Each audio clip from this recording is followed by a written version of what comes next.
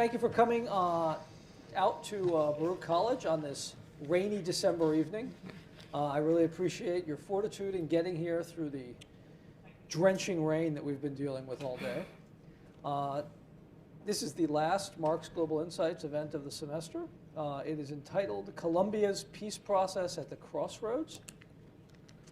And we're going to be discussing the peace process that formally began in Colombia with the 2016 Havana Accords between the Colombian government and the Revolutionary Armed Forces of Colombia, the FARC, that ended officially, technically speaking, the 5-decade-old civil conflict between the Colombian government and that organization.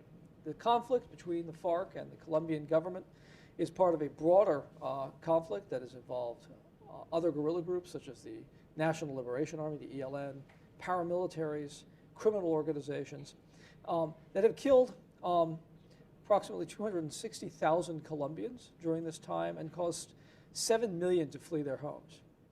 The historic peace process, peace agreements, led to the demobilization of much of the FARC, support for the transition into civilian life, a commitment on the part of the state to rural development plans long advocated for by the FARC and by peasants' organizations, accords on political participation in post-conflict Colombia, and agreements regarding victims and the control of the drug trade. The peace process itself, however, has been rough in practice. It was narrowly rejected by a national referendum before being put in place by the Colombian government. Many groups that were not included in the accords have remained in the field and expanded their footprint, their territorial footprint across Colombia. Drug production, indeed, has significantly increased. And large portions of the FARC have not demobilized. Since the peace accords, 702 peasant leaders have been killed and 135 former guerrillas have been murdered since up until May of 2019. My name is Enrique Desmond Arias. I am the Marx Chair of Western Hemisphere Affairs here in the Marx School at Baruch College. And we have tonight 3 distinguished experts on Colombia who will be discussing the state of the peace accords and the future of Colombia's peace. Our first presenter to my far left is Angélica Durán Martínez. She is an associate professor of political science at the University of Massachusetts at Lowell. She has her PhD from Brown, but perhaps even more critically, a Bachelor of Arts from the Universidad de los Andes. No, Colombia, right? Nacional. Nacional, so, pardon me.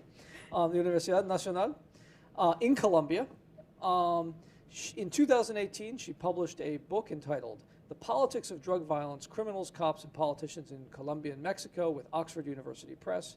The book won the Best Book Prize from the Peter Katzenstein Prize for Best First Book in International Relations, Comparative Politics, and Political Economy, and the Best Book Prize from the International Association for the Study of Organized Crime. Our next speaker to my immediate left is Sarah Zuckerman Daly. She is an assistant professor at Columbia University. She completed her PhD in political science at the Massachusetts Institute of Technology. And she is the author of Organized Violence After Civil War, The Geography of Recruitment in Latin America. The book received an honorable mention from the Conflict Research Society's 2017 Best Book Prize. And she has published articles in the British Journal of Political Science, Comparative Politics, Journal of Peace Research, Political Analysis, Conflict Management, and Peace. Our third speaker to my right is Vonda Feldman-Brown. She also received her doctorate in political science from the Massachusetts Institute of Technology. She is a senior fellow at the Brookings Institution, and she is the author of several books, including The Extinction Market, Wildlife Trafficking and How to Counter It, Narco Noir, Mexico's Cartels, Cops, and Corruption, Cartels, Cops, and Corruption, Militants, Criminals, and Warlords. The third book is Militants, Criminals, and Warlords, The Challenge of Local Governance in an Age of Disorder, which she co-authored with Shadi Hamid and Harold Trincunis. The next book is Aspirations and Ambivalence, Strategies and Realities of Counterinsurgency and State Building in Afghanistan. And finally, her first book was Shooting Up, Counterinsurgency and the War on Drugs. So welcome to all of you. Thank you so much for coming here tonight. And I was going to start out with a question to Vanda. Why did Santos pursue the peace process initially? What were his goals, and what were the limitations of his strategy? Well, thank you, Desmond, for inviting me. Good evening to all of you. You know, there were multiple motivations for the Santos administration, and I would say the most important one was the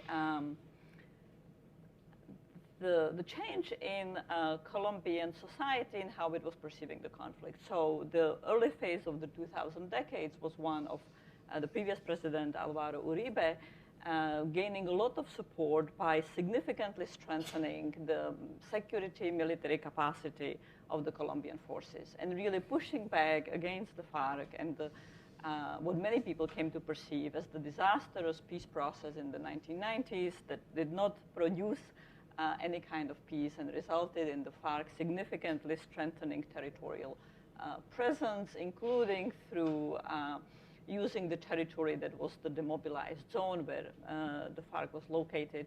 And that situation coincided with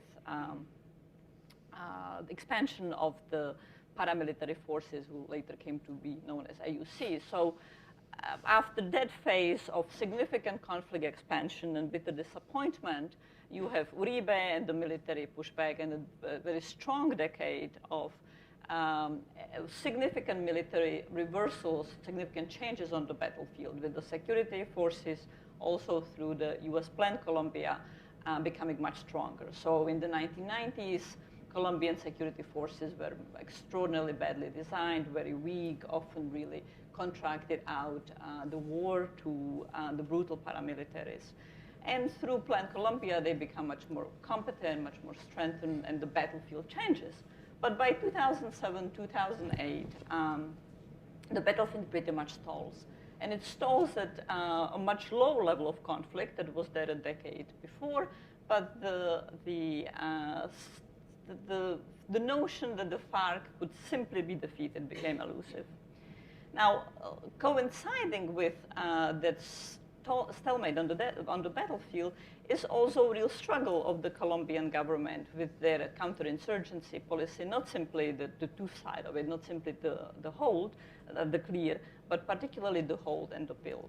So in many ways, the struggles that the United States is experiencing in Afghanistan was in a smaller version experienced by the Colombian military. And there was a whole ambitious set of what was called a consolidation plan and went through different versions that sought to build up territories liberated from the FARC by delivering governance, delivering government presence, often for the first time. And that really did not work. And it's a very significant background to what's happening with the peace process today. But the Santos administration is essentially realizing that the entire consolidation project, that the build part of the counterinsurgency is not working.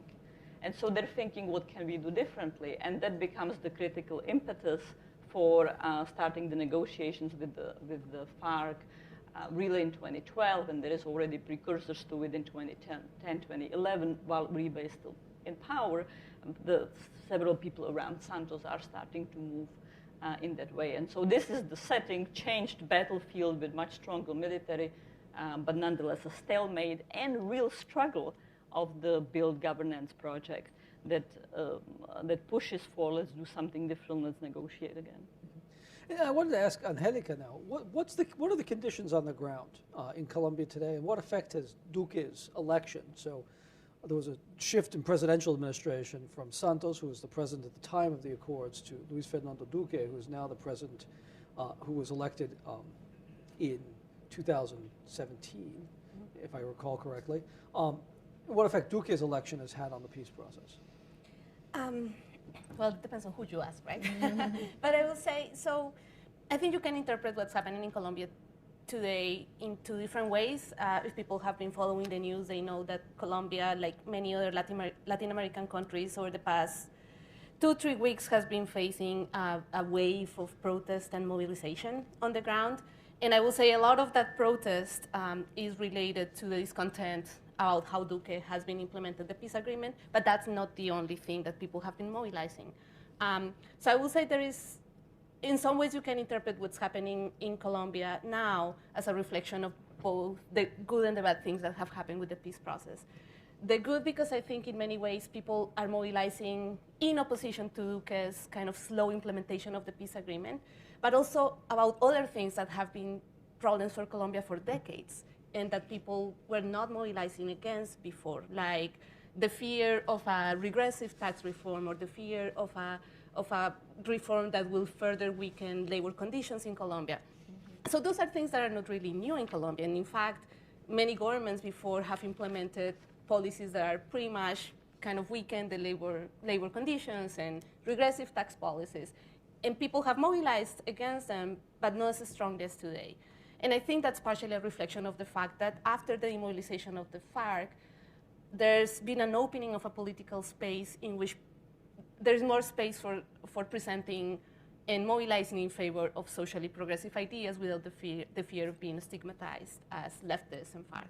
So I think that that's the good side of the story. The bad side, of course, is that there is a slow implementation of the peace agreement that actually Duque campaigned for. He campaigned not with, I would say not with a platform that was against the peace agreement, because that was just politically costly, but one that was clearly against some of the strongest components of reform within the peace agreement, like things related with land reform and socioeconomic reforms. And most importantly, all the elements in the transitional justice setup. And he won with that platform, and it was clear that he was not necessarily going to reverse completely a peace agreement, but definitely slow down the implementation. And to be completely fair, I think the peace agreement started having problems of implementation even before Duque was elected, just because it was a very, it is a very comprehensive agreement. And I think there was not much thought process beforehand of what was the institutional basis that was going to sustain that agreement. And that started with Santos. But then with Duque, you add to that problem of implementation and weakness in institutions and the weakness of the Colombian state on the ground, you add to that the political slowdown or the political effort to slow down the processes. So people are reacting to that. But as I said, I think there are many reasons on the ground why people are mobilizing, but of course for a big sector of the population is the feeling that there hasn't been a strong political commitment to the peace process and that there is uncertainty about how it will be, how it will keep being implemented. And some of the most important components of the peace agreement, Duque really has not tried to implement them in many ways. Things like having a clear legal status for the benefits that will allow coca growers to get to be able to access some of the benefits in the crop substitution program. And the other thing that's happening in Colombia now, of course, and I think that comes since the moment when the peace started to be negotiated, is this sense of polarization. But I think it's a polarization that is not as clear that you will just say is left and right, because I think it's much more complex than that. But it's clear a polarization of people who are much more pro-Uribe, and I will say this very clearly, is much more pro-Uribe, and then the rest of the country, I will say. However, some of the opinion polls that have been released recently show that even though there is polarization, so according to the polls, about 55% of the population support the recent mobilizations, and about 40% are against. So there is some polarization, but it seems that the majority of the people are supporting somehow the mobilization and the reasons why people are mobilizing. And among young people, that support is even higher. So about 70% of the population, young population, are supporting the mobilization. So I think the situation on the ground, it's a combination of like some signs that things have changed in Colombia, at the same time a sense that there's still like all these really deep, complicated problems in the implementation of the peace process, and more generally like just very old problems with inequality in Colombia, which are not new by any means. And I think that those are also being mixed in this situation. And I think that that's kind of, I can go on this, but I don't want to take too much time. I wanted to follow up on that and go back to the 2016 referendum. And if you look at a map of Colombia and the results during the 2016 referendum, the municipalities that voted in favor of the referendum tended to be on the periphery of the country, away from the Andes, in the areas most heavily affected by the FARC, whereas the vote against it tended to be in more central areas, large cities, high in the Andes. What do you think accounts for that polarization? So I think with the referendum, I think, again, there is polarization that has to do with, on the one hand, the position or the rejection towards the FARC, which I think is very strong for obvious reasons. You know, people were just tired, just felt that the FARC didn't have any legitimacy and that any attempt to negotiate with them really didn't make sense. And so I think that there is that legitimate opposition to the FARC. Then, of course, you have the more pro-Uribe extreme discourse that is much more, we just don't want to negotiate in any way. And then I think there was polarization again, but I think complex polarization, because I think one thing that was clear with the referendum is that part of the problem was also that the Santos government took for granted that people will support the agreement. And because of that, didn't make an effort in just educating, like just telling people what was in the agreement and trying to countermine a very strong discourse from the Uribistas and from Uribe that the agreement was bad. So I think if had Santos put more emphasis and just paid more attention to how people were feeling on the ground, and instead of taking for granted that people were going to support the agreement, there was a chance that even if the election was closed, that the referendum probably could have passed. It will have been close, because I think even today we still see the same thing. You know, people that don't want any concessions to the FARC, that they don't understand why there will be any salary paid to ex-combatants, or that they don't understand why there will be any form of transitional justice. So yes, there is that polarization, but then there is kind of that sector in the middle that I think is it just needs to be persuaded and worked with instead of just assumed. So. This one I would add here that this division of people away from the conflict, often being far more skeptical of peace processes and putting far greater demands on accountability for human rights violations is rather frequent. I mean, we see it playing out very much in the Afghanistan setting and negotiations with the Taliban, where the situation is obviously complex in a way that was not the case in Colombia, where the Taliban can potentially fundamentally change the entire political dispensation in the context of the negotiation. But nonetheless, you see the same division. People who are living under Taliban rule or in conflict areas simply want conflict under all, simply want peace under all circumstances, and are far more willing to compromise on issues of political freedom, social freedoms, and don't have any notion of any kind of accountability, whereas people in urban areas tend to be very much opposed. They have much more to lose, but they also have far greater demands. So it's, and we see it in other conflicts, Nigeria, Boko Haram, almost same division. Sarah, I wanted to ask you, if you could put this peace process in the context of other past peace processes, which have had their successes, but which have also had their failures. And in particular, I'm thinking of the paramilitary demobilization in the 2000s and the FARC-associated peace process in the 1980s. So I think what's really interesting is there have been these norms of negotiations in Colombia that usually there's some political opening, there's usually amnesty given.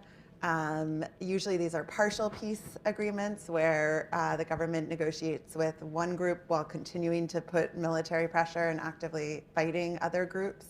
And there hasn't been that much opposition to this sort of recipe of negotiation, at least the type of opposition that you're seeing today. And so I've been asking myself and thinking about what has changed. And on the one hand, norms of transitional justice around the world have changed such that amnesty is not necessarily permitted in the same way that it might have been in the past. The International Criminal Court, The Hague, all that sort of changes some of the ability to give blanket amnesty. And so this process had to look a little bit different. You also couldn't just kill off so anyone who opposed the deal couldn't just kill off everybody like they did with Unión Patriótica in the 1980s. And so that wasn't really an option, creating electoral incentives to do it, to do opposition through political and electoral channels. And so I think that those are two of the kind of major differences. That with this process, you see a great deal of opposition in a way that I don't believe that you saw in past processes. The irony is that a lot of the opposition and all of the sort of speaking points of the opposition to this peace process are almost the mirror of the opposition to the process with the paramilitaries between 2003 and 2006. At that moment in time, the same opposition and points were coming from the political left. And they were saying, you're giving amnesty to the paramilitaries, you're not putting them into jail, this is, you're not doing enough to punish them, how about the rights of the victims? How about why should they be allowed to continue to have political influence? At that point, the paramilitaries controlled about 35% of Congress. So why are they allowed to continue with this parapolitica? Why are the paramilitaries, when they demobilize, getting humanitarian assistance, whereas the victims are getting nothing? So a lot of the same exact talking points that were used against Uribe at that point when he was president and negotiating with the paramilitaries now is being used by Uribe and the political right to critique Santos and the process with the FARC. And so the process actually looks relatively similar. If anything, the FARC are getting harsher sentences than the paramilitaries did. And yet the opposition to this process is a lot more robust. In terms of thinking back to Vanda, the question you asked of Vanda about sort of where did this process come from, and it's really a pretty interesting process that Santos was the one that opened these negotiations when he was the hand-picked successor, the Minister of Defense under Uribe. In his inauguration speech, promised to continue Uribe's strategy, and yet, according to Uribistas, betrayed Uribe. And so explaining sort of where this negotiation came from with the FARC is an interesting question. I think under Uribe there was always the sense that you would have a negotiation with the FARC, that it was put the military pressure on the FARC until the point at which they are so weak that they will negotiate and the negotiation will look like surrender. Whereas, and so Santos opened negotiations, and then I believe there's something idiosyncratic here that happened with him personally wanting to attach his political legacy to a peace process, and realizing that there was no negotiation with the FARC without giving concessions, and such that he was willing to give concessions to get peace. But you wouldn't have necessarily expected that by looking at the history and what his background was, and the fact that he had a lot of the blemishes on his record because he was the defense minister during some of the worst of Colombia's military counterinsurgencies, human rights abuses. Yeah. So I agree completely with that. And I think it's interesting, some people will characterize. So Santos is probably, of the current Colombian politicians, is one that has had one of the longest political careers. Mm-hmm. And some people will characterize his career as one that navigates the center pretty successfully, sometimes going more left and sometimes going more right. Mm-hmm. Clearly when he was with Uribe, he was more on the right. But I think he's also a politician that wanted to create some kind of legacy, and that has always been kind of his ideological position. Mm-hmm. And I think there was really, I think it was strategic, but there was also ideological, partially knowing that the one thing that could create a stronger legacy was being able to say, we have been able to negotiate with the FARC. Mm-hmm. Because despite, and I agree absolutely with Sarah, there are many, there's a stronger opposition in this process, but in some ways it's another iteration of the many attempts at peace that have existed in Colombia since the 80s. I will say with two main differences. One is that it actually happened, right? As many problems as we're having with the implementation, there was actually this agreement with the FARC that had been elusive for decades. Mm-hmm. But also it was a very comprehensive agreement, which is very different from any other agreement that has ever been signed in Colombia within a group. And there have been many agreements signed with the M19, with the EPL, with the CRS, smaller groups. And those were all mostly ceasefire agreements that had maybe some things about DDR, some demobilization. But the kind of agreement that was signed with the FARC was the most comprehensive agreement that has been signed in Colombia, and I will say arguably in the world, which is one of its advantages and one of its disadvantages, because it also makes it very complicated to implement.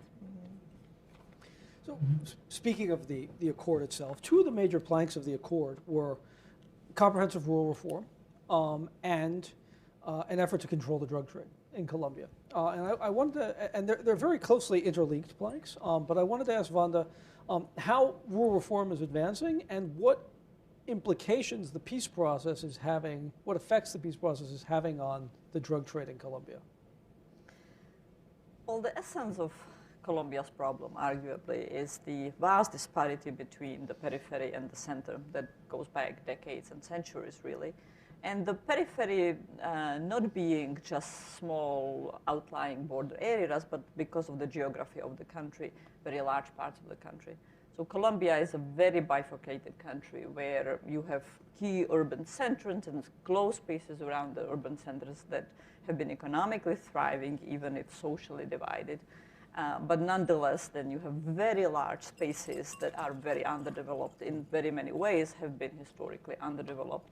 And it's this festering periphery that is, I use periphery in quotation marks because it's very vast territories, that the elite and urban middle class have chosen not to invest because the investments are enormous, and so they allow it to simmer in problems until those problems boil over to a critical level, which became the case in the 1990s with the FARC, and then the urban centers mobilize, push back, and suppress the simmer. And so the question is whether in this peace process, this time along, the process will move beyond simply putting out the fire and beyond moving to not just bringing the boil to a simmer, but actually removing the fire that fuels it underneath, and the fire being the underdevelopment, the systematic underdevelopment and inequality of the country. And the document, the book really, the 400-page peace treaty, which is, as my colleagues mentioned, really unprecedented in the level of detail that it's specified, critically promised that the rural spaces would be developed. Now, the challenge of it was always going to be enormous. The amount of time the development would take and the amount of resources and basic redistribution, not simply from the elite, but really from middle class in Colombia, urban middle class, and quite vulnerable lower urban middle class that would have to be bearing a lot of the economic costs of redistribution, was going to be an enormously difficult social project to sustain. And that's indeed turning out the case, where the document in its first enormously raised expectation of the rural areas that they would see development very rapidly. And it's not happening. It's not happening because it was structurally impossible to happen, and it's also not happening because of the Duque administration that has not had very much motivation. It's administration that's much more closely linked to landed elites, the traditional power structures in Colombia that hated the peace accords, that found many of the details of the peace accords badly designed. They rejected it. Even today. High Colombian officials will say that the peace accords were terribly designed and they are now saddled with implementing very bad peace accords. So you have the combination of political will significantly lacking with enormous structural problems and very large raised expectations that all that had to be tempered, but instead were inflamed. So the implementation of the rural reform is going very, very slowly. And there are many dimensions to it, one of which is that, as you mentioned, coca is thriving. Now that was, again, I think, kind of systemic delusion that many of the negotiators of the peace deal, including on the international side, allowed themselves to be captured by, where it was clear that coca would be in Colombia for a long time to come, and not talking years, but really talking decades. Whereas the whole mood around the negotiations was that the deal would somehow be a magic wand that would undo coca. That was never going to happen, and it exploded full force. Both the illusion exploded and coca cultivation exploded. Now, an element of that is that the government, the Santos government in the agreement, promised a very badly designed crop substitution program that was significant even in using a very outdated term and outdated concept, but nonetheless sold over 100,000 families of the cocaleros, of people who cultivate coca, onto the plan. That was problematic in its original design, but now on top of that, the Duque administration has not wanted to fund it.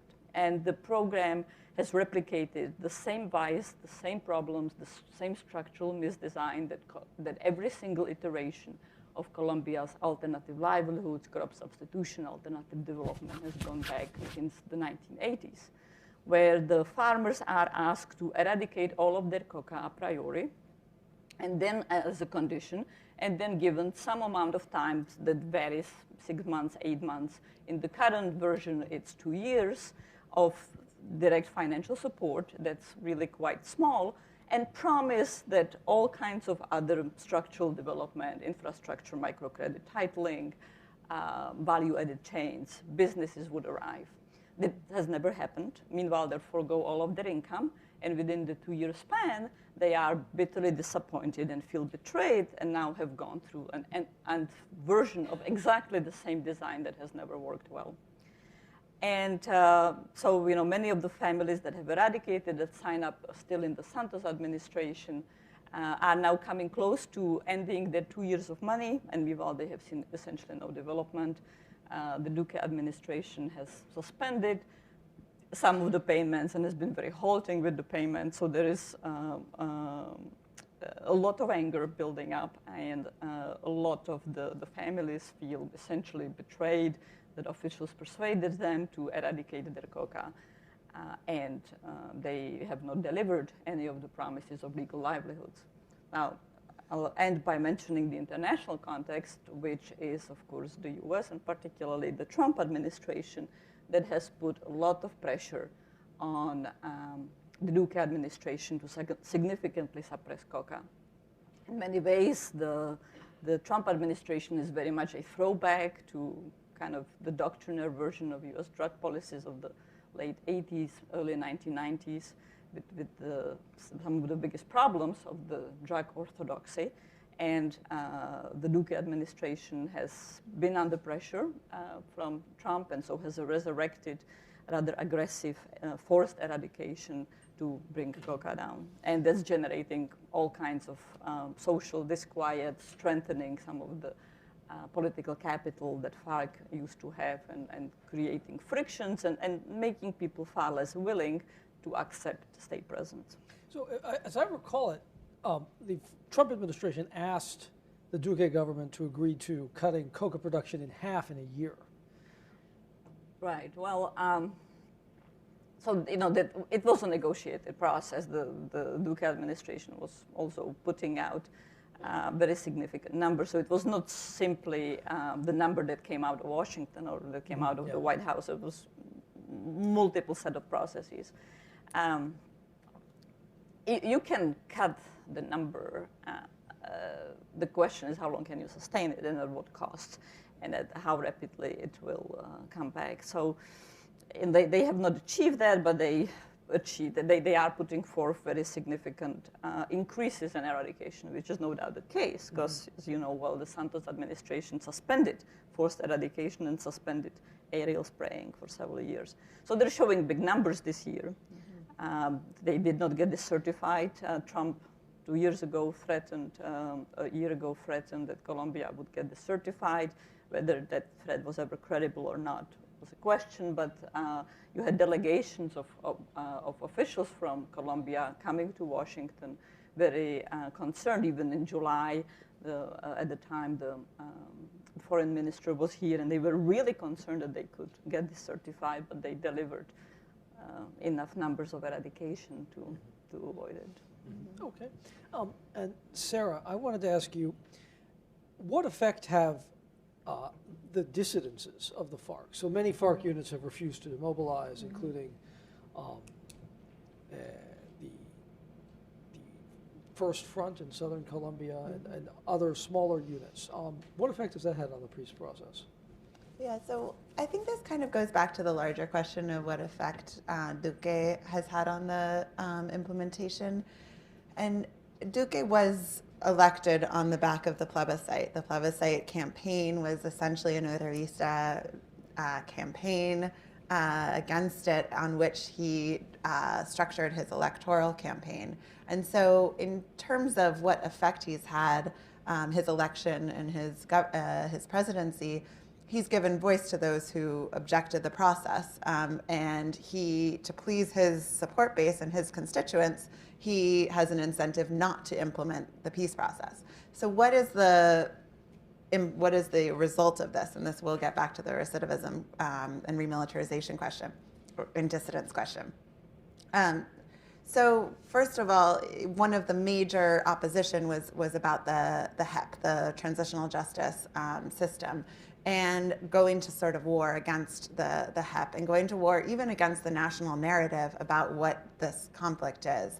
And so I think one of the major results of Duque, or imprints of his presidency on the implementation of the peace process, has been to put in charge of the Center of Historic Memory somebody who denies that the conflict ever occurred, that characterizes it as a one-way, asymmetric war of narco-terrorism against a state rather than a civil war in which there is responsibility on both the guerrilla side, but also the state side, and of course the paramilitary side. And so I think that the national narrative that will come out of this could be affected by the Duque presidency. The transitional justice process, by undermining the legitimacy of it, has massive numbers. The largest victims organization, FEVCOL, which amasses 215,000 victims of the FARC, they're not participating in it because it's been so delegitimized. So in my mind, it's unclear what the transitional justice process, how it will survive this presidency. At the same time, the benefit of having a divided government, and Duque does not have a majority in Congress, means that he is not able to dismantle, and for other reasons related to the court decisions, he cannot dismantle the peace process. So instead, it's just stalling. And so it'll be interesting to see what happens over time. But one of the issues with poor implementation and this very large risk that the government will renege is that what we know about peace processes is that for them to go through, armed groups and former combatants have to believe that the government will follow through on its promises. And if they believe that the government will not do so, they have incentives to return to violence. And so the fact that this is a democratic country in which the government side upholding its side of the agreement is beholden to a public who's able to vote on the terms, ironically has made the government not a credible bargainer and willing to renege on some of its promises. Does this lead to the dissidence and the remilitarization? I'm not sure that is correct. With the paramilitaries, the process with the paramilitaries, there were a few factions that never entered the process, really only two. But most factions entered, and then a large number returned to violence after having entered the peace process, handed over their weapons, demobilized. With the FARC, there is one difference, which is that a large number of what are called the dissidents never entered the process. They were against the process to begin with. Therefore, the government's poor implementation can't cause their decision never to enter the process. Did Ivan Marquez and others factions that have since left the process claim that it's the government's reneging and the fact that they're not implementing, and that has been used for good for people who would like the peace process to be implemented, pointing, look, if we don't implement, people are going to return to violence. I'm not sure. He was pretty against it to begin with. I'm not sure that that really is his motivation. And the challenge with claiming that the government reneging is causing some groups within the FARC to return to violence is that there are a large number who, with the same conditions and the same government reneging, are deciding to stick with the process. That said, where I think that the government's poor implementation due to Duque's electoral incentives not to implement is having an effect is that there are large numbers of ex-combatants who are in limbo. They just don't know what their future holds, if the government will continue to pay them, if the government will provide any of their security guarantees. And so especially mid-ranking commanders and rank and file are very likely to return to violence under those circumstances of uncertainty. Just what I wanted to add to the remilitarization issue. You yourself in the introduction, of course, pointed out that FARC is not the sole armed group.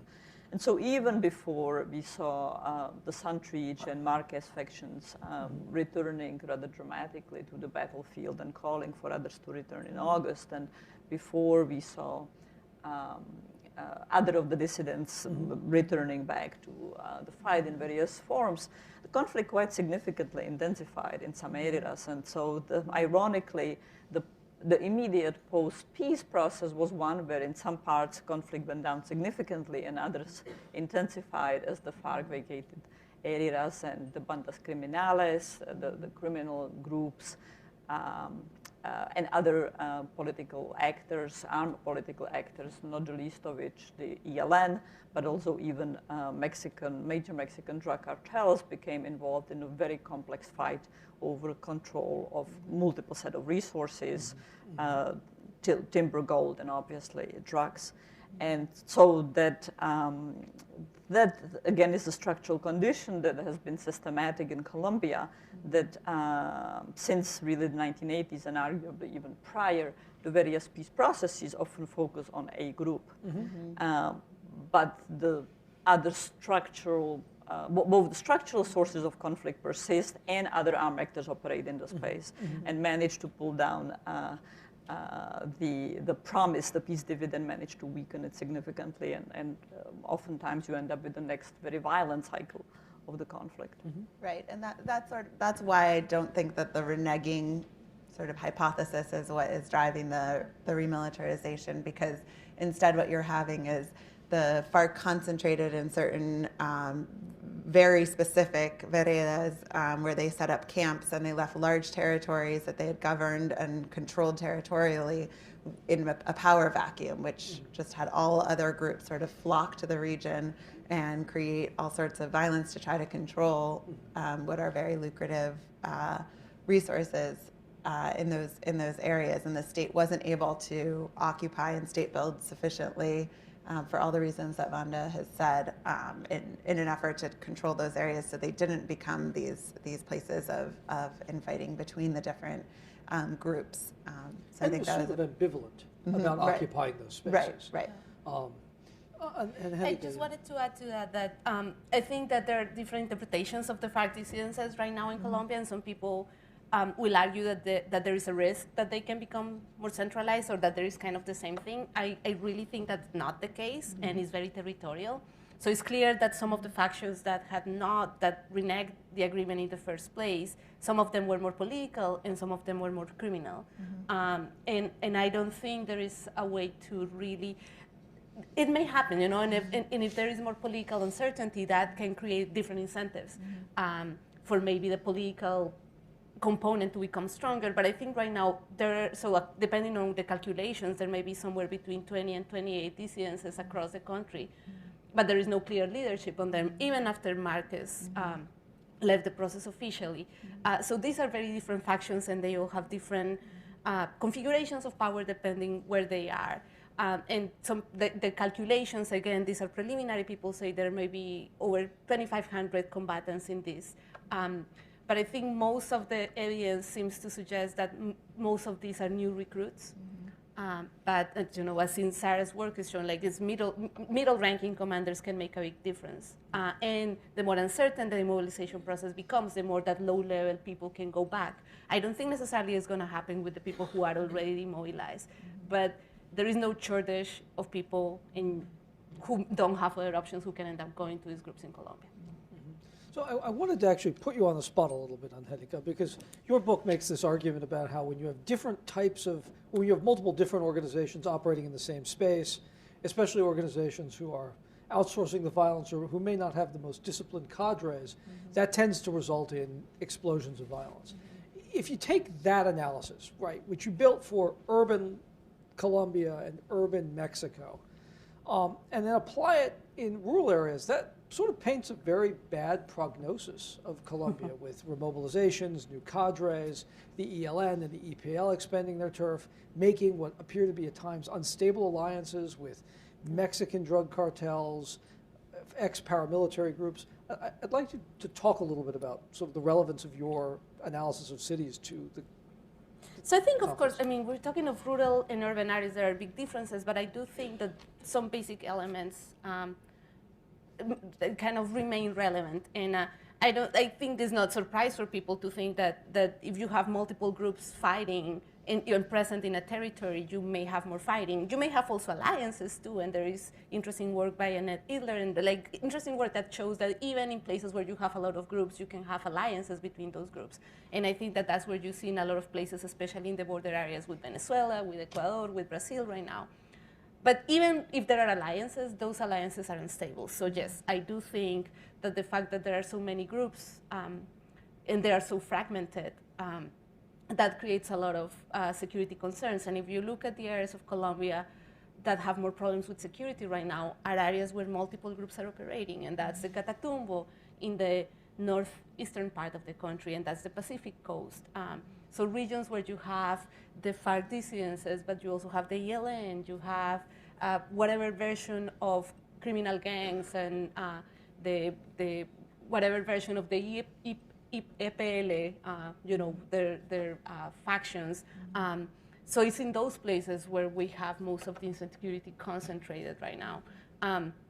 Now, the difference though is that because also there are, in Colombia, and this is my overall reading of how criminality in Colombia has evolved, there is a learning process, and I think that because the police in Colombia has gained more capacities, it is true that at some level, all criminals know that if they become too visible, at some point they're going to become targets of the state, and they get easily caught. So that creates certain limits to how far they will go in the kind of violence they use. But I think those differences are less consequential for the people in their communities. So put it in other terms, I think that criminal factions will be more careful of fighting the state directly or careful of going after national targets. But I think locally there is not much that will restrain them from using a lot of violence. And in the end, the people who suffer this violence the most are people in these rural areas, the coca growers who want to move away from coca but who can't because they have too many groups pressuring them to go back to coca crops and sell them to them. So yes, I think in general there is no coincidence in the power fragmentation. In the places where there are more groups vying for control is where we have more security concerns. And it's clear also that some of the spaces left by the FARC as brokers, even in the illegal economies and in the coca, have also created more space for other groups to try and see, who can, who's going to control, who can get more space.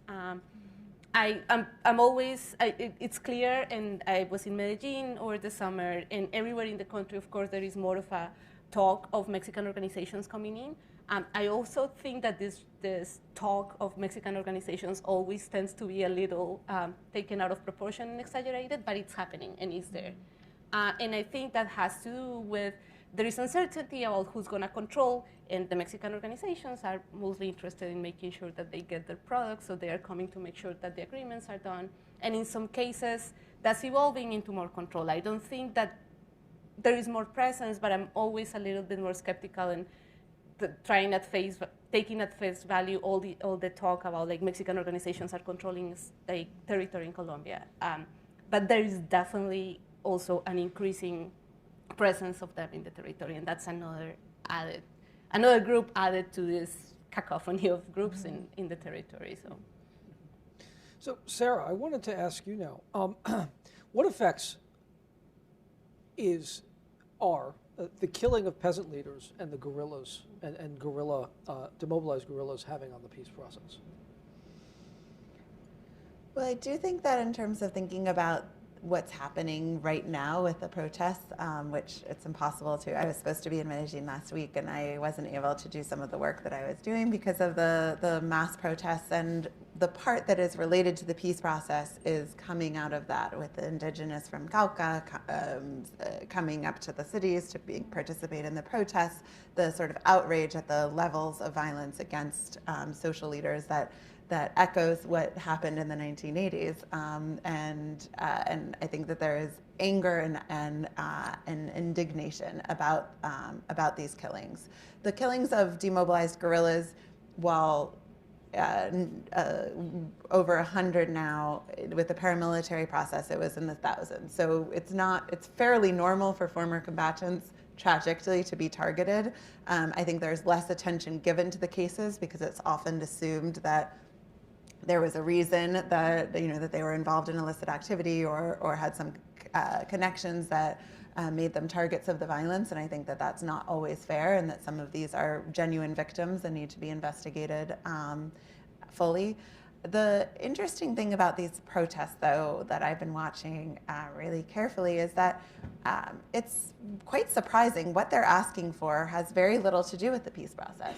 These are not protests about peace, violence, security. These are protests mostly about minimum wage, about pensions, about union rights, about all sorts of sort of normal economic issues, inequality, corruption, not about the peace process. And to read it as about the peace process for people who study the peace process would be incorrect, which I think is a good sign that that Colombia is moving to be sort of a post-conflict country where people's concerns are there's a very large myriad of concerns beyond just security, because oftentimes we think that without security you can't have a lot of these other concerns, and so it means that there's some minimum level of security that people's concerns are becoming more diverse. I also think it's a very positive sign that we're seeing the freedom and the ability to mobilize and protest, and for the left to have been liberated from an armed left that didn't allow it to take to the streets in protest. At the same time, we're seeing relatively heavy-handed police response, which is a legacy of Uribe and Duque being the president. And so it's unclear where this will go. I think there's really strong demonstration effects, so it's unclear if we would have seen this mobilization if we hadn't had Chile, Bolivia, and Ecuador in the streets as well. So it's hard to say this was a sort of an indigenous or born within Colombia movement. That said, these protests are having a massive influence on these countries. A new constitution in Chile, overthrowing president in Bolivia. And so a question is sort of what will be the result, with a potential backlash for people who feel that this is not happening through a democratic process, and that it's happening through people taking to the streets versus through the ballot box. But I think it's a very fascinating process, something we haven't seen in Colombia in decades, to have this level of protest, but then also to have curfews and a police response. So this is all sort of uncharted territory for Colombia, but has a lot of promise. The issue of the protest also links back to your very opening question, Desmond, about why did newly elected President Santos, and really even when he was running for president, started contemplating, negotiating, and starting preparing the ground already during his electoral campaign for negotiations with the FARC. It was very much a response to the Colombian society, particularly urban Colombian society, wanting to move away from the focus on security and the various security taxes and focus on socioeconomic issues. And Santos understood that the weight and support that Uribe had in his first term and then his second term now waned, and that the focus now was on socioeconomic issues.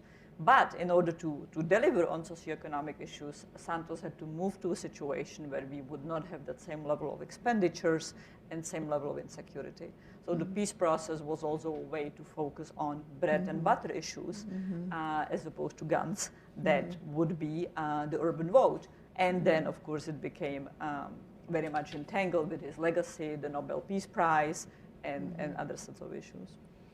I will say, and I just want to add that I absolutely agree with everything that has been said, and I agree that this protest is much more than the peace process, but I will say, though, that it is, for a sector of the population, it is still a concern. It's probably one of the things that has been voiced, and as many, probably not so much as in Bolivia, but as many protests, I think there are many centers and many kind of, not everybody is mobilizing exactly with the same agenda. It's kind of this general sense that it's about socioeconomic issues and the economic policies that Duque stands for. You know, the first thing the president said is that, oh, I have not presented any reforms, but people have read very clearly from many things what the intentions with reforms are. But I will say that for many, the issue of the peace agreement and the lack of implementation is there, and I think in that sense it's important also to highlight that not too long ago, one of the things that made people very mad in Colombia also is what happened with the bombing of a bombing of a campment that led to the killing of 7 children, and that the government response was simply, you know, they had been forcibly recruited. We were doing what we needed to do without necessarily recognizing any mistake, and I think that also mobilized a lot of people saying, you know, this is just not right. You know, the government cannot say, like, even if they are recruiting forcibly, that this cannot be the response of a legitimate government. So I do think that even though it's clear that security is not there, that the election, even with Duque winning, the fact that it was such a close election also showed that the Colombian electorate wants to move and has changed. I mean, this is also generational change. But it's this tension between wanting to move away from that security agenda, but also that still being very much part of what many sectors of the population have, and that's the indigenous people moving to Bogota, because for them, that's the issue. For them, it's not so much the minimum wage, but it's about making sure that there is security in their territories. But also there is a disconnect in the what people wanted and the fact that the politicians are mostly, we're talking about the peace process and we're talking about security. So there is also that disconnect. And I think it's a really interesting question where you're seeing all these protests around the world and especially across Latin America of why now? There's been massive corruption for so long. Why are people all of a sudden fed up with corruption? Why there's been inequality for so long? Why are people all of a sudden sort of, you know, really rising up about inequality? And there have been these types of political killings for a long time as well. So it's an interesting question of trying to understand what makes people sort of take to the streets and be sort of fed up and want change. So we have a bunch of questions. I'm going to do my best to get through the questions, but there are a lot of questions. I might have to combine some of them, and we may not be able to get to all of them. The first question we have is, what effect does instability, and I would add migration from Venezuela, having on the Colombian peace process? Well, I can take it. I know that we all can talk. I mean, I will say, it has an enormous impact because basically we have an enormous sector of the population that is not protected, that it's also receiving very strong rejection from the Colombian population.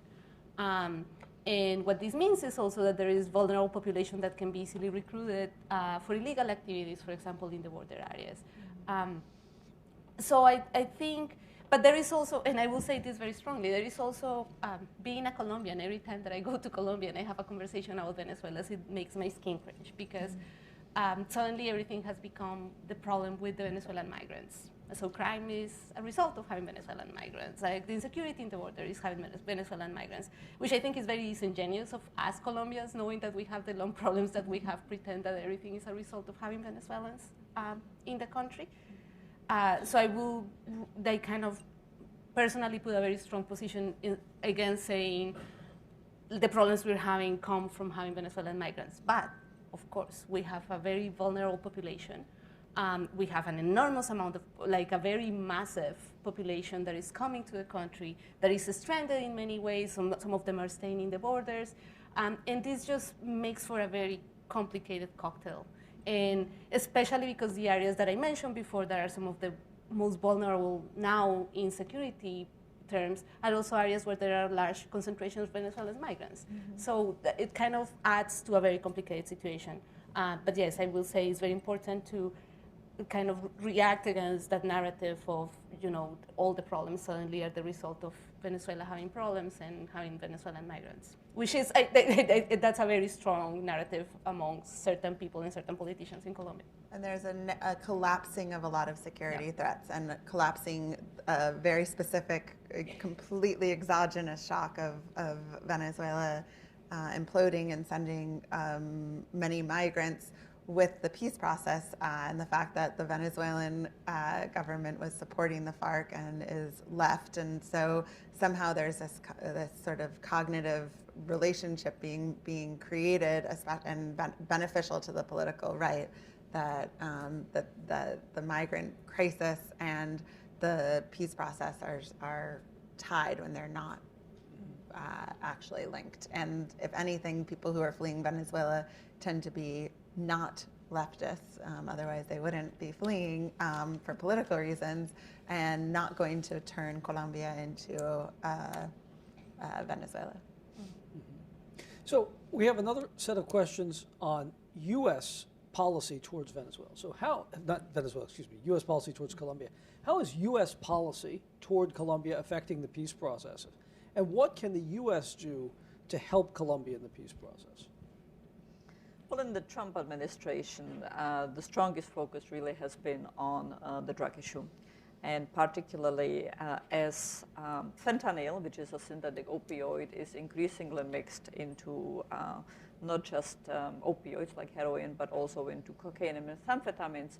There was a significant spike, there has been a significant spike in deadly cocaine overdose as well. And that's linked to fentanyl. Nonetheless, that became a very important point for the Trump administration to push for significant eradication and suppression of coca.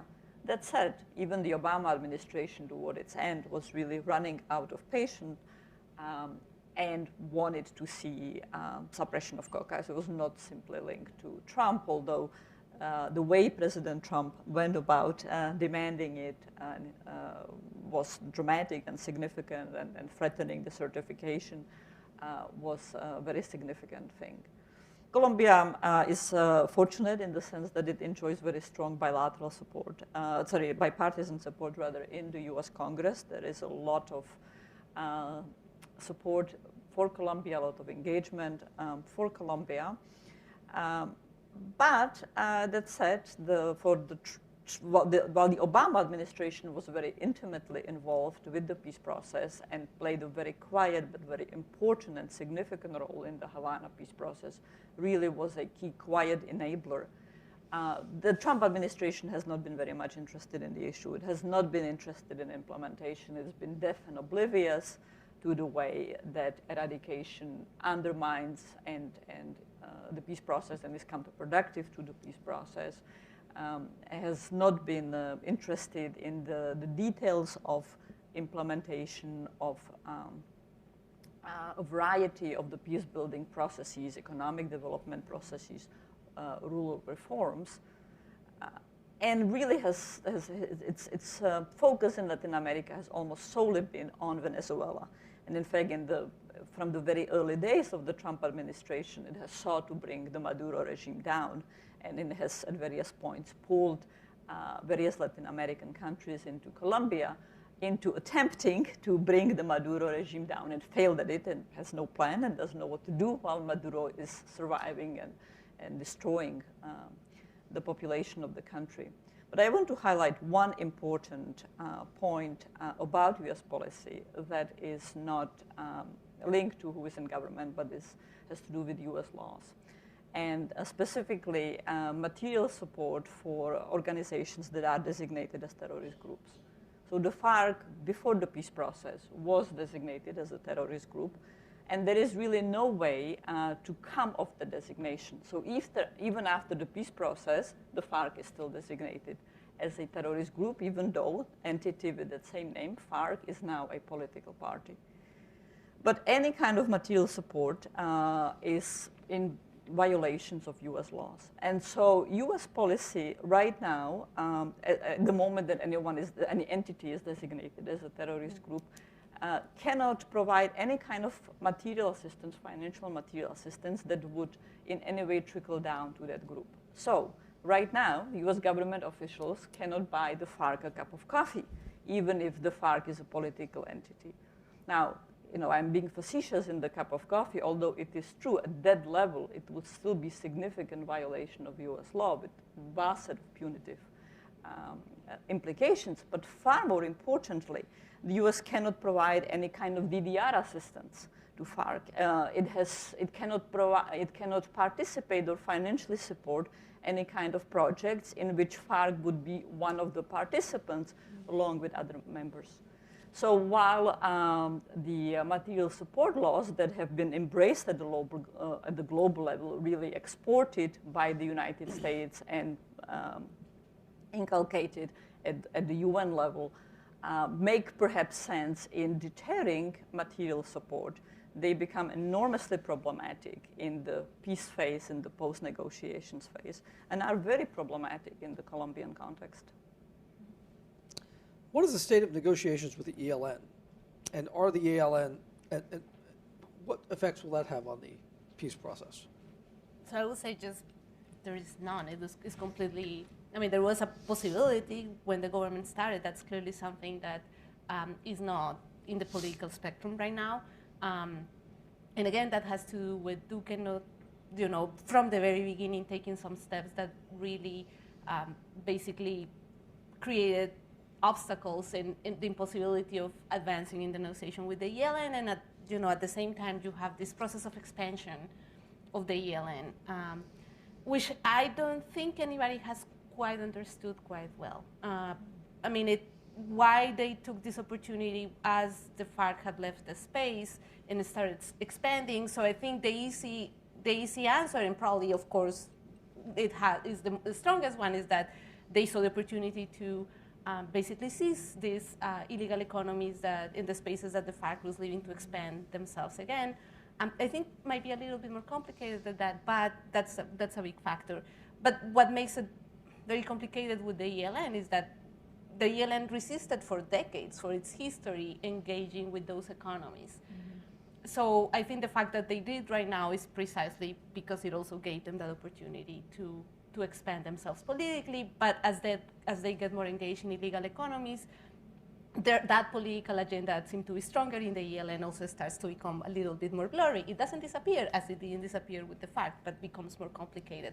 So the more the ELN expands, the more it becomes engaged in these complicated relationships with illegal economies and with other groups.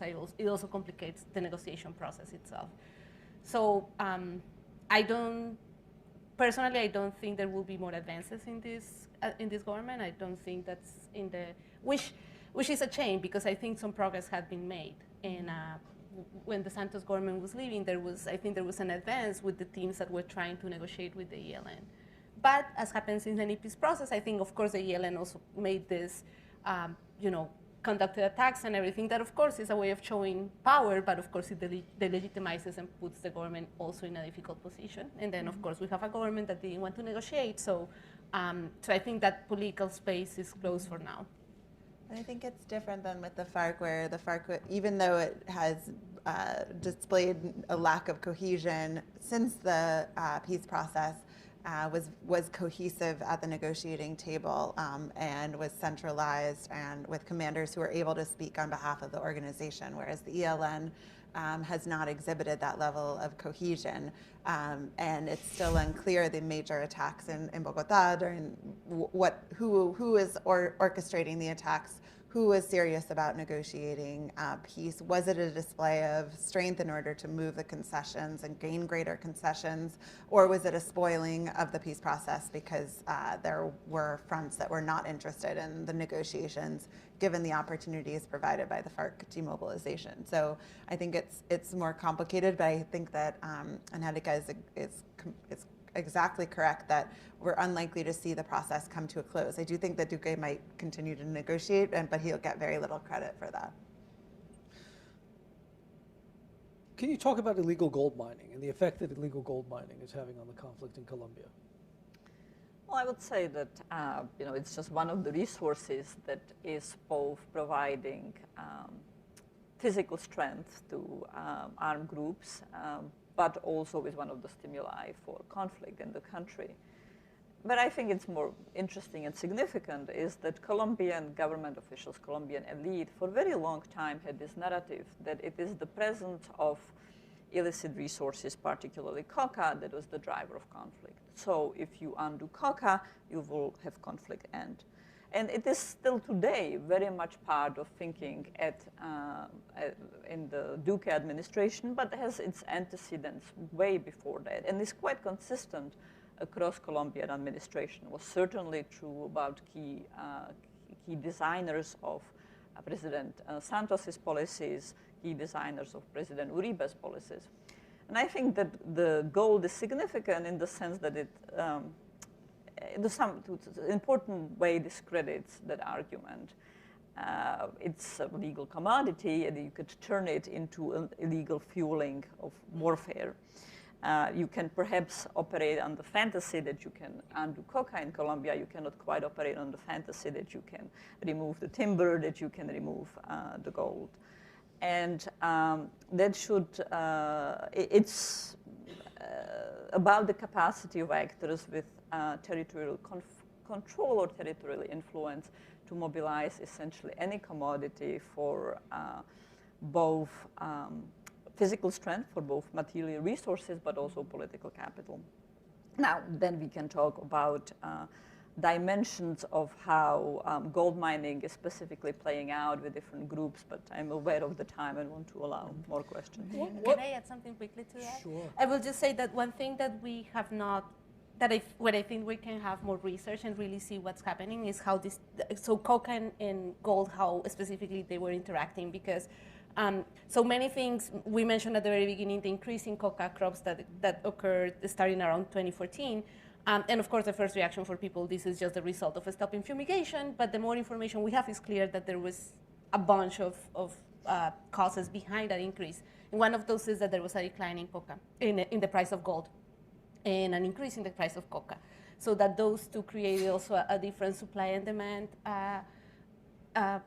relationship, so that I think it's interesting to see to what extent coca and gold complement each other, but also at some level they are kind of substitutes, not complete substitutes, because it's clear that this has to do with just like many economies that is just not coca anymore, and it's just the complete, in the Venezuelan border it has to do with food, it's like gasoline. Yeah. So, but that there is this interesting dynamic, especially with coca and gold, because they are the most transnational commodities, I will say, with the prices maybe playing kind of a replacing role between these two economies that I think we still need to learn more about. What do you see as the future of Colombia's left, and what will be FARC's legacy? So I'll jump in on the sort of the political party that the FARC has created, which is guaranteed 5 seats in Senate, 5 seats in Congress for 2 electoral cycles,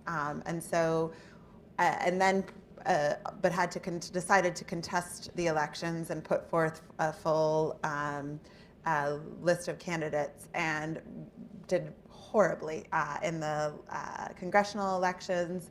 Pulled their presidential candidate, Timochenko, for health reasons, but also because he was polling dismally.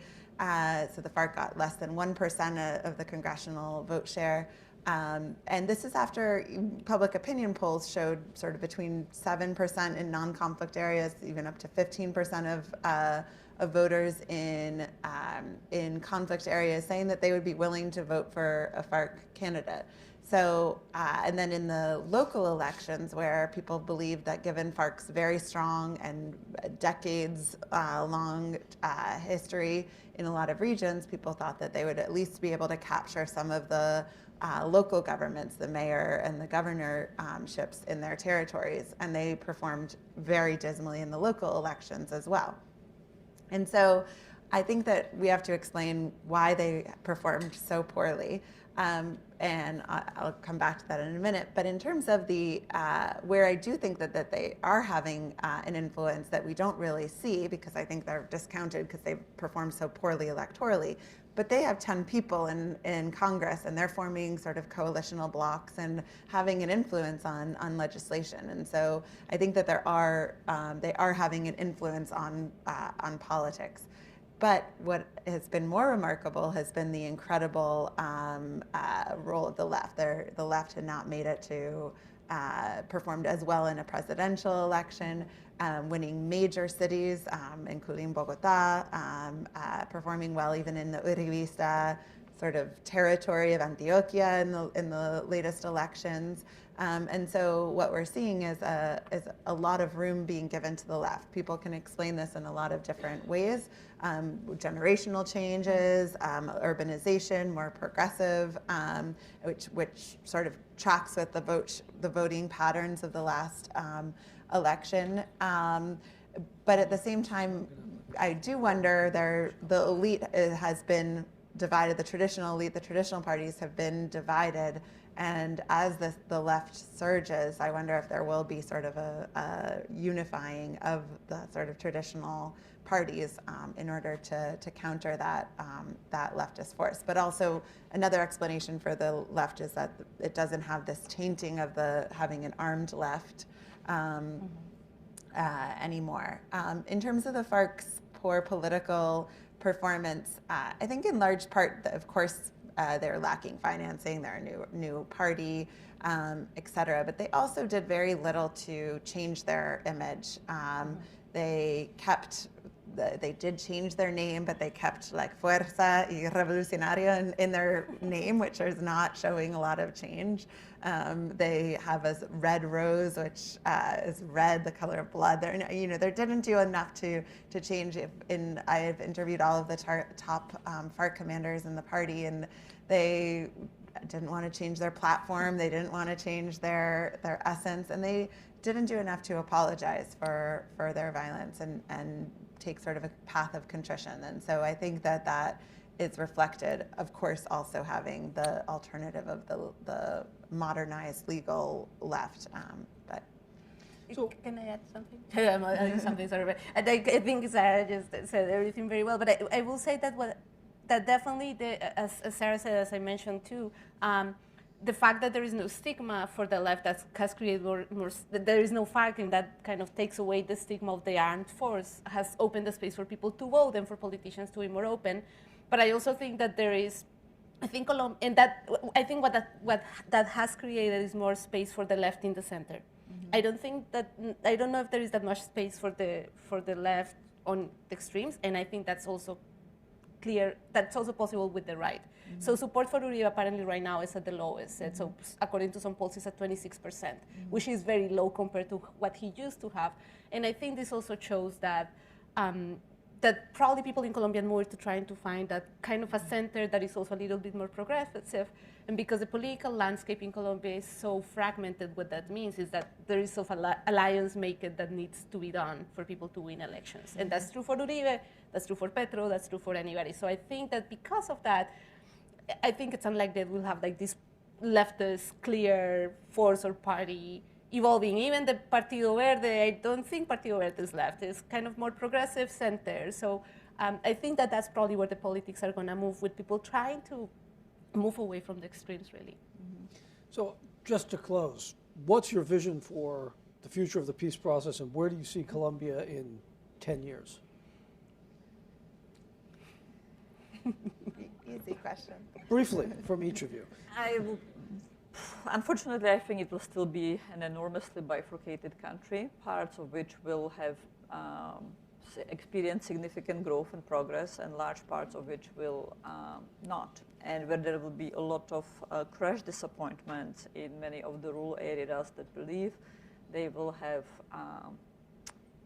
benefited from the peace process in fundamental ways. The question is the extent to which that disappointment will be there, and the areas of that underdevelopment. I rather fear, and I think that was a problem in the very initial stages of the Santos negotiation, that it's not simply the elite that does not want to engage in the redistribution and the redesign of the social project, but it's the lower middle class in urban spaces that is progressing, slowly but progressing, but it does not want to be taxed. It does not want to see the redistribution to the rural areas. So it will be a complicated picture.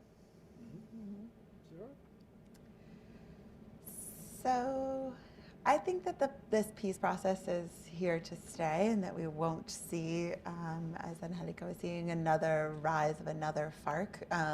I think that violence, unfortunately, might be here to stay as long as we have the economic incentives for violence.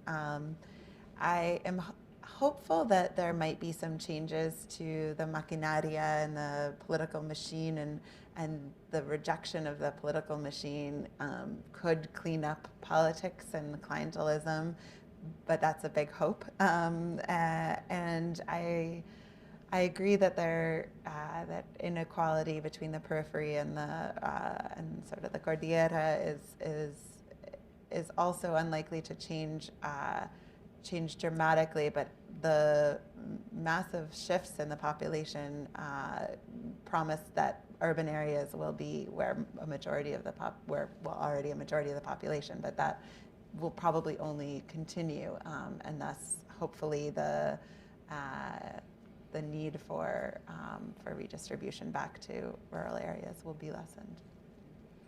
Well, they have put it so well that I don't know if I have much to add, but yeah, I echo those comments. Especially for some of the areas where security is more complicated right now, I think unfortunately those places probably are not likely to see an improvement in the near future. And I think that's the worst part of this, for people in the Pacific coast and in the border with Ecuador, in the border with Venezuela. Those are areas that I don't think their security situation is going to improve in the near future, unfortunately. Studying drug policy, I don't think, unfortunately, we're going to see any radical change with the way legal economies work in the country and the way drug trafficking and coca production are still, unless there is a commitment to really something different. And again, I don't think that's going to happen in this government. But then again, like some of these changes we've been talking about are positive. I think it's important to keep in mind still that 13,000 combatants demobilized, and for the most part, they have stayed there. And I think that's a big win. These changes that we've been talking about in the population are positive, and I think that's a good change for the country. And I don't think, unfortunately, that the inequality, both in terms of class, but also in terms of region, as Vanda was saying, I don't think that's also going to change. And there is a lot of hope with the protests and what they can bring, but I don't know how long that's going to be sustained. And we're entering the holiday season in Colombia, which means most likely the protests are going to wind down. And I think the government hasn't taken any clear steps towards to take seriously the demands of some of the protests. And so the potential of changing economic policy, I don't think is gonna change. And in that sense, I think Colombia's most persistent problem, which is inequality, is gonna stay there for a while. Okay, well, thank you so much to our presenters and to the audience for coming tonight, and for closing out this semester in the Marx Global Insights series. Have a good evening.